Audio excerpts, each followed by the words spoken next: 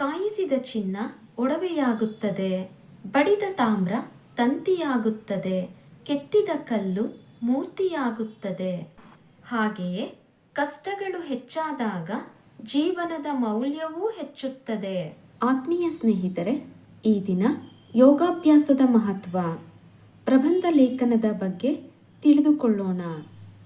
ಯೋಗಾಭ್ಯಾಸದ ಮಹತ್ವ ಪೀಠಿಕೆ. ಇಂದಿನ ವೇಗದ ಜೀವನ ಕ್ರಮದಲ್ಲಿ ಮನುಷ್ಯನ ಕ್ರಿಯೆಗಳು, ಉದ್ಯಮಗಳು ಉತ್ತಮ ಗುಣಮಟ್ಟವನ್ನು ಕಳೆದುಕೊಂಡು ಶಿಥಿಲವಾಗಿವೆ. ಈ ಬೆಳವಣಿಗೆಯಿಂದ ಮನುಷ್ಯನ ಮನಸ್ಸಿನ ಚಿಂತನೆ, ಆಲೋಚನೆಗಳು ಮನೋವ್ಯಾಧಿಗೆ ಸಿಲುಕಿ ನರಳುತ್ತಿವೆ. ಇದರಿಂದ ಆಂತರಿಕ ಶುದ್ಧಿಯನ್ನು ಮಲಿನಗೊಳಿಸಿಕೊಂಡು ಬಾಹ್ಯ ಶುದ್ಧಿಗೆ ಹೆಚ್ಚು ಒತ್ತು ಕೊಡುವುದರ ಫಲವಾಗಿ ಒತ್ತಡಕ್ಕೆ ಸಿಲುಕಿ ಕೋಪ, ಭಯ, ದ್ವೇಷ, ಅಪನಂಬಿಕೆ, ಅಪಮಾನಕ್ಕೆ ಸಿಲುಕುವಂತಾಗಿದೆ. ಇದರ ಶುದ್ಧಿಗೆ ಇವತ್ತಿನ ಜೀವನ ಕ್ರಮಕ್ಕೆ ಉತ್ತಮ ಮಾನಸಿಕ ಮದ್ದು ಎಂದರೆ ಯೋಗ. ಪ್ರತಿನಿತ್ಯ ಯೋಗ ಮಾಡುವುದರಿಂದ ಮಾನಸಿಕ ತೊಳಲಾಟದಿಂದ ಬಿಡುಗಡೆ ಬಯಸಬಹುದು. ವಿಷಯ ನಿರೂಪಣೆ. ಯೋಗ ಎಂಬುದು ಒಂದು ಜಾತಿ, ಮತ, ಪಂಥಕ್ಕೆ ಸೇರದ ವಿಷಯವಲ್ಲ. ಇದೊಂದು ಜೀವನ ದರ್ಶನ. ಇದು ಬರೀ ಆಸನ, ಧ್ಯಾನ, ಪ್ರಾಣಾಯಾಮಗಳಿಗೆ ಮಾತ್ರ ಸೀಮಿತವಾಗದೆ ಜ್ಞಾನ, ಕರ್ಮ, ಭಕ್ತಿ ಹಾಗೂ ರಾಜಪಥದ ಮೂಲಕ ಜೀವನ ಸಾಗಿಸುವವರೆಗೂ ಸೇರಿದೆ.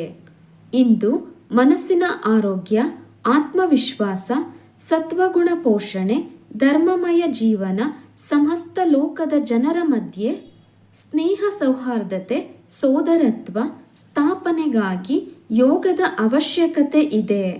ನಮ್ಮ ಸುತ್ತ ನಾವೇ ಸುತ್ತಿಕೊಂಡಿರುವ ಕಾಯಿಲೆ, ಬೇನೆಗಳಿಗೆ ಯೋಗ ಒಂದು ವಿಸ್ತೃತ ಪರಿಪೂರ್ಣ ಔಷಧವಾಗಿದೆ. ಮನಸ್ಸನ್ನು ತನ್ನ ಸಹಜ ಶಾಂತ ಸ್ಥಿತಿಗೆ ತೆಗೆದುಕೊಂಡು ಹೋಗುವುದೇ ಯೋಗದ ಆದ್ಯ ಉದ್ದೇಶವಾಗಿದೆ. ಮನಸ್ಸನ್ನು ಸಂಕಟ, ಗೊಂದಲಗಳಿಂದ ಪಾರು ಮಾಡುವ ಸಾಧನವೇ ಯೋಗ. ಯೋಗ ದಿನನಿತ್ಯದ ಯೋಗಾಭ್ಯಾಸ ಮಾಡುವವರಿಗೆ ಸದ್ವಿಚಾರದ ಬೆಳವಣಿಗೆಯ ಜೊತೆ ಜೀವನದಲ್ಲಿ ಅಚಲ ವಿಶ್ವಾಸವೂ ಮೂಡುತ್ತದೆ. ಯೋಗದ ಮೂಲ ಗ್ರಂಥ ಪತಂಜಲಿ ಯೋಗ ಸೂತ್ರಗಳು.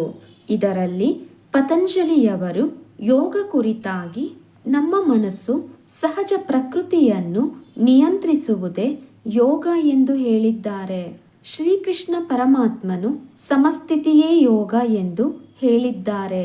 ಶ್ರೀ ಅರವಿಂದರು ಒಬ್ಬ ವ್ಯಕ್ತಿಯ ಸರ್ವತೋಮುಖ ಬೆಳವಣಿಗೆಗೆ, ಅಂದರೆ ದೈಹಿಕ, ಮಾನಸಿಕ, ಬೌದ್ಧಿಕ, ಭಾವನಾತ್ಮಕ ಹಾಗೂ ಆಧ್ಯಾತ್ಮಿಕ ಬೆಳವಣಿಗೆಗೆ ಸಾಧನವೇ ಯೋಗ ಎಂದಿದ್ದಾರೆ.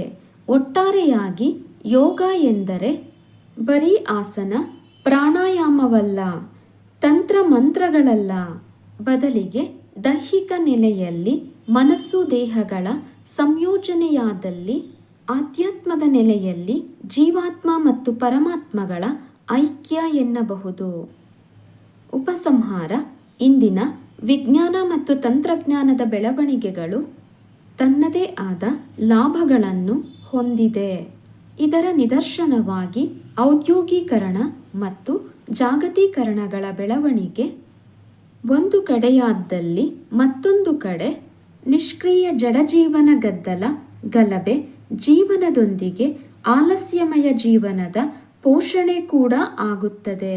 ಕಟ್ಟುನಿಟ್ಟಿಲ್ಲದ ಈ ಜೀವನವು ನಮ್ಮ ದೇಹವನ್ನು ಮಾತ್ರ ಬಾಧಿಸುತ್ತಿಲ್ಲ, ಮನಸ್ಸಿನ ಮೇಲೆ ಕೂಡ ತನ್ನ ಪರಿಣಾಮವನ್ನು ಬೀರುತ್ತದೆ. ಹಾಗಾಗಿ ಈ ಜೂಜಾಟದ ಬದುಕಿನಲ್ಲಿ ಕೊಂಚ ಮನಃಶಾಂತಿ ಪಡೆಯುವ ಉದ್ದೇಶಕ್ಕೆ ಪ್ರತಿನಿತ್ಯ ಯೋಗಾಭ್ಯಾಸದ ಅಗತ್ಯವಿದೆ. ಈ ಉದ್ದೇಶದಿಂದ ಭಾರತ ಸರ್ಕಾರ 2015 ಜೂನ್ 21ರಿಂದ ಯೋಗ ದಿನ ಎಂದು ಘೋಷಿಸಿದೆ.